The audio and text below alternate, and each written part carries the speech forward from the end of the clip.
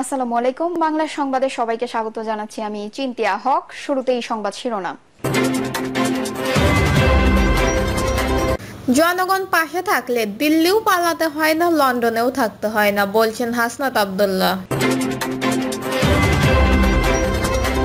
এদিকে ভিন্ন মত দমন নয়, তা প্রকাশের সুযোগ দিতে হবে, বলছেন মির্জা ফখরুল। জানাবো সংস্কার, বিচার ও নির্বাচন প্রক্রিয়া একসঙ্গে চলতে হবে, বলছেন ফয়জুল করিম। শহীদদের যথাযথ মর্যাদা দিতে গণতান্ত্রিক সরকার প্রতিষ্ঠিত করতে হবে, বলছেন দুদু। এবং সর্বশেষ জানাবো 24 ঘন্টায় কক্সবাজারে 157 মিলিমিটার বৃষ্টিপাত। শুনছিলেন সংবাদ শিরোনাম, এবারে বিস্তারিত। জনগণ পাশে থাকলে দিল্লিও পালাতে হয় না, লন্ডনেও থাকতে হয় না, বলছেন হাসনাত আব্দুল্লাহ। জাতীয় নাগরিক পার্টি জনগণের রাজনীতি করবে এবং সব সময় জনগণের পাশে থাকবে বলে প্রতিশ্রুতি দিয়েছেন দলটির দক্ষিণাঞ্চলের মুখ্য সংগঠন হাসনাত আব্দুল্লাহ। তিনি বলেছেন, জনগণ পাশে থাকলে কোথাও পালাতে হয় না। আর সে নির্বাচন উপলক্ষে ভোটারদের উদ্দেশ্যে তিনি বলেন, কোনো মার্কার কাছে, কোনো দলের কাছে আমাদের বিবেক যেন বন্ধক না দেয়, সেই বিষয়ে আমাদের সজাগ থাকতে হবে।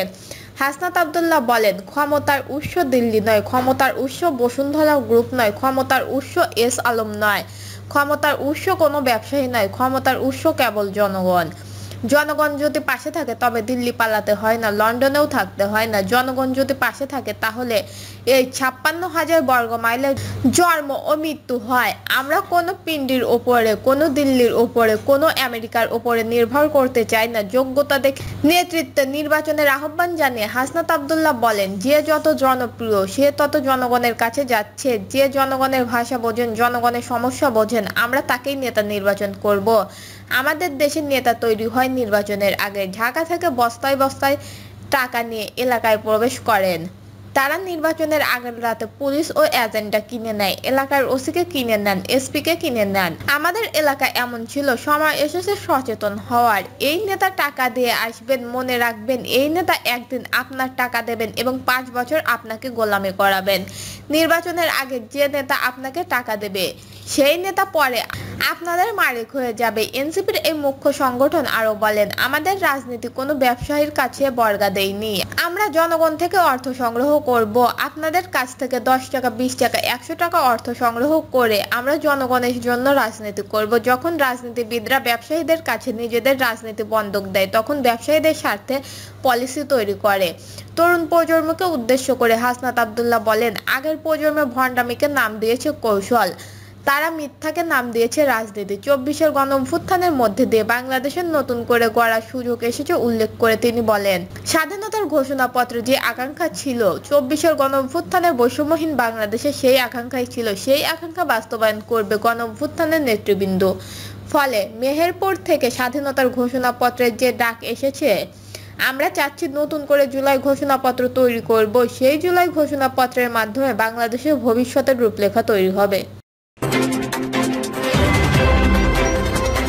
ভিন্ন মত দমন নয়, তা প্রকাশের সুযোগ দিতে হবে, বলছেন মির্জা ফখরুল।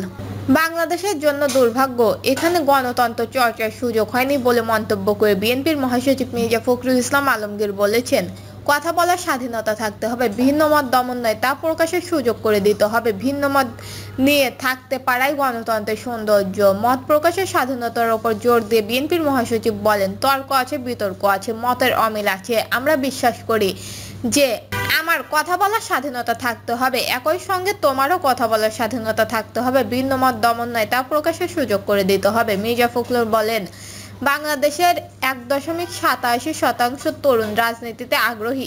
এমন একটা জরিপ দেখে সরকারের মন খারাপ হয়েছিল। এখানে এসে আমার আশা বেড়ে গেছে, আমাদের তরুণরা আরো বেশি যোগ্য, তারা দেশ গঠনে বড় ভূমিকা রাখতে পারবে। তিনি আরো বলেন, অনেকে বলেন যে এখানে কিছু হবে না, এটা সঠিক নয়। আমি অত্যন্ত আশাবাদী, অনেক কিছু হবে এবং বাংলাদেশে অবশ্যই আমরা মাথা উঁচু করে দাঁড়াতে পারবো। সংস্কার, বিচার ও নির্বাচন প্রক্রিয়া একসঙ্গে চলতে হবে, বলছেন ফয়জুল করিম। ইসলামী আন্দোলনের সিনিয়র নায়েবে আমির মুফতি সৈয়দ মোহাম্মদ ফয়জুল করিম বলেছেন, সংস্কার, স্বৈরাচারীদের বিচার এবং নির্বাচন প্রক্রিয়া একই সঙ্গে চলতে হবে। পরে নিহতদের পরিবারের হাতে 1,60,000 টাকা আর্থিক সহায়তা দেন এবং পরিবারটির দায়িত্ব নেওয়ার ঘোষণা দেয় চরমোনাই পীর। 3 মূল নেতাকর্মীদের উদ্দেশ্যে ফয়জুল করিম বলেন, 53 বছর যারা দেশ শাসন করেছে তারা দেশকে রক্ষা করতে পারেনি। শুধু নেতা বা দল পরিবর্তন করে দেশে শান্তি আসতে পারে না। যতক্ষণ পর্যন্ত নীতি ও আদর্শ পরিবর্তন না আসে, ইসলাম প্রতিষ্ঠিত হলে দেশের মানুষ মুক্তি পাবে। আসুন দেশ থেকে দুর্নীতি, চাঁদাবাজি দূর করতে আমরা হাত পাকা প্রতীকে ভোট দেই। তিনি বলেন, সংখ্যানুপাতিক হারে নির্বাচন ব্যবস্থার পক্ষে ইসলামী দলগুলো ঐক্যমত্য রয়েছে। দেশের সব ইসলামী দলগুলোকে এক করার চেষ্টা করছি যাতে আগামী জাতীয় সংসদ নির্বাচনে ইসলামী দলগুলো একসঙ্গে থেকে একই বক্সে ভোট করতে পারে।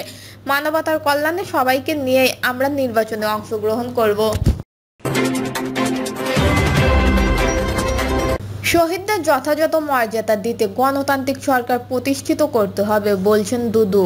জুলাই আগস্টের গণ অভ্যুত্থানে যারা শহীদ হয়েছেন তাদের যথাযথ মর্যাদা দিতে হলে দেশের নির্বাচিত গণতান্ত্রিক সরকার প্রতিষ্ঠিত করতে হবে বলে মন্তব্য করেছেন বিএনপির ভাইস চেয়ারম্যান শামসুজ্জামান দুদু। শামসুজ্জামান দুদু বলেন, যারা নির্বাচনকে ভয় পায়, যারা অন্ধকার শক্তির পুনর্বাসন করতে চায়, আওয়ামী লীগের পুনর্বাসন করতে চায়, তারাই এখনো পিআর পদ্ধতিতে নির্বাচন চায়। পিআর পদ্ধতি এখনো যথেষ্ট নয়। যদি কেউ কখনো চায় তাহলে জাতির সামনে তাদের কর্মসূচি তুলে ধরে ভোট করা উচিত। তারা জয়লাভ করলে তাহলে পিআরও করবে, কিন্তু বিএনপি ঘাড়ের ওপর চেপে বা অন্য কোনো সরকারের ঘাড়ে চেপে এই দুষ্কর্ম করা ঠিক হবে না। এটির প্রতি জাতির কোনো সমর্থন নেই। তিনি বলেন, এই আন্দোলনে জুলাই আগস্টের মধ্যে পরিসমাপ্তি হয়েছে, কিন্তু আন্দোলনটা 15-16 বছরের। হাসিনা তাড়ানোর আন্দোলন, স্বৈরাচার তাড়ানোর আন্দোলন, দেশ রক্ষার আন্দোলন, এটা তো দীর্ঘ আন্দোলন। শুধু জুলাই আগস্টের আমরা যারা স্মরণ করছি, আমাদের অতীতকে অস্বীকার করছি। ছাত্রদলের সাবেক এই সভাপতি বলেন, জুলাই আগস্টকে স্মরণ করব আমাদের মর্যাদার জন্য, ঐক্যবদ্ধ জাতি গঠনের জন্য। এটা এমন একটা জিনিস, এটাকে কখনো বিতর্কিত নিয়ে যাওয়া যাবে না। এই আন্দোলনে যারা ছিল সবাই জাতির বীর, সবাই রক্ত দিয়েছে জাতিকে মুক্ত করার জন্য। এই আন্দোলনে কিশোর, শ্রমিক, বয়স্ক থেকে শুরু করে সবাই একটি জাতীয় মুক্তির জন্য লড়াই করেছে। সেই জাতির মুক্তির কাজটি আমরা এখনো করতে পারিনি। জাতির মুক্তির কাজটি করতে হলে একটি নিরপেক্ষ, সুষ্ঠু, জাতীয় নির্বাচিত সরকারের দরকার। তিনি আরো বলেন, স্বৈরতন্ত্রের গণতন্ত্র উত্তরণের জন্য স্বাভাবিক যে পথ সেটা হচ্ছে নির্বাচন। এই নির্বাচনটা যতক্ষণ পর্যন্ত আমরা না করতে পারবো ততক্ষণ বুঝতে হবে শহীদদের প্রতি সমাপ্তি নিয়ে যেতে পারছি না।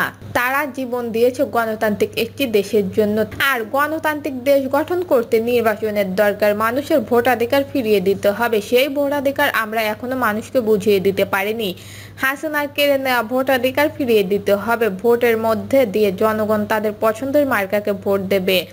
এরপরে আমরা একটি জাতীয় সরকার গঠন করব, যে সরকার যতক্ষণ পর্যন্ত আমরা করতে না পারবো ততক্ষণ পর্যন্ত শহীদদের প্রতি যথাযথ মর্যাদা আমরা দিতে পারছি না। তাদের যদি মর্যাদা সম্মান দিতে হয় তাহলে একটি গণতান্ত্রিক সরকার প্রতিষ্ঠিত করতে হবে।